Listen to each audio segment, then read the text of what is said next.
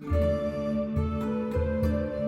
centuries, many indigenous and foreign dynasties have ruled different parts of India and its adjoining areas. It all began from the Bharahadratha dynasty in Magadha, which was found by Brihadratha, to the Haryanka, which was found by Bimbisara. The last one ending up in a bloody family feud and giving way to the Shunga Dynasty, which was again defeated by the Mahapadmananda of the powerful Nanda Dynasty.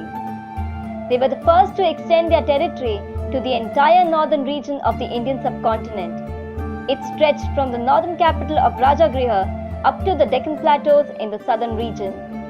Their army, according to Greek historian Plutarch, comprised of 20,000 horseback troops, 200,000 foot soldiers, 3,000 battle elephants, and 2,000 war chariots. After Mahapadmananda, the most important ruler under this dynasty was Dhanananda. He was also the last ruler of the Nandas who, according to some historians, was sent to exile by Chandragupta Maurya in 320 BC to establish the Mauryan Empire.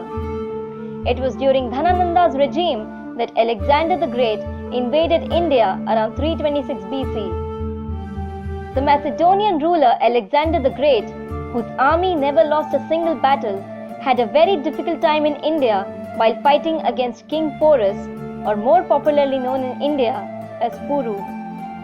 After mutually annexing the kingdom of Takshila from the king Ambhi and acquiring some more from the hill clans in Cambodia, Alexander with his army marched towards the east of the Hydaspes river, known today as the Jhelum.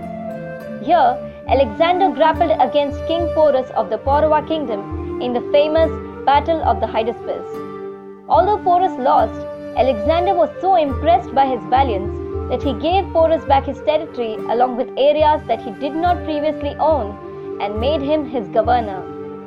He wanted to capture more and had even set his eyes on the Nanda Empire of Magadha, but fearing a face-off with an even bigger army and their exhaustion from years and years of fighting in combat, Alexander's army revolted against him. Thus, he was forced to retreat, ending his easternmost conquest at the Bias River, where his army mutinied against him. After Alexander's death in 323 BC, Seleucus Nicator I invaded the regions of present-day Punjab and northern Pakistan in 305 BC. He was, however, defeated later on by Chandragupta Maurya, the founder of the Maurya Dynasty. One of the most significant empires of Indian history is the Maurya Dynasty, which was founded by Chandragupta Maurya with the help of Chanakya, a cunning Brahmin professor who taught at the Takshila University and guided Chandragupta in his quest to conquer the nation. After being insulted by the Nanda king Dhana, his thirst for revenge was ultimately quenched when he destroyed the Nanda dynasty through Chandragupta. He wrote the famous treatise Arthashastra that explained in detail the art of politics, warfare, and social life. Chanakya served as prime minister to Chandragupta and later on as an advisor to his son Bindusara. After annexing Magadha, Maurya turned against the Macedonians who, under Seleucus Nicator I, were building the Seleucid Empire out of Alexander's eastern conquests. Fearing defeat from Chandragupta after he had captured the regions of Kandahar, Cambodia, and Baluchistan, Seleucus decided to sign a pact with him.